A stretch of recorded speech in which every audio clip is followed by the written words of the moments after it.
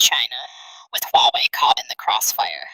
The Chinese government's furious response, including the detention of two Canadian citizens widely seen as retaliation for Meng's arrest, demonstrated how thoroughly Huawei had become entangled with Chinese national interests and pride.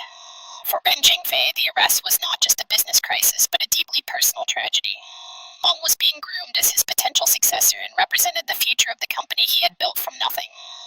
The incident crystallized growing American concerns about Huawei's relationship with the Chinese government and military, concerns that had been building for years as U.S. intelligence agencies warned about potential security risks in Huawei's equipment.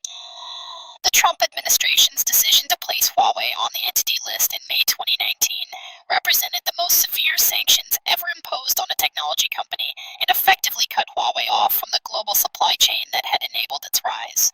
The entity list designation meant that American companies could no longer sell components, software, or technology to Huawei without special government licenses, a devastating blow for a company that relied heavily on American semiconductors, software, and other critical components. Google immediately suspended Huawei's Android license, meaning new Huawei smartphones could no longer access Google Play Store, Gmail, or other Google services that were essential for international customers.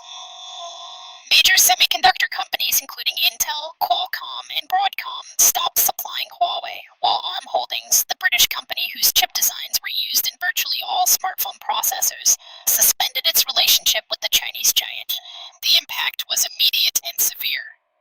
Huawei's international smartphone sales plummeted as consumers avoided devices without Google services, while telecom operators worldwide began reconsidering their relationships with the company. The sanctions were later tightened further when the U.S. government restricted any company using American technology from selling to Huawei, effectively cutting off the company's access to advanced semiconductors manufactured by Taiwan Semiconductor Manufacturing Company, the world's largest contract chip manufacturer.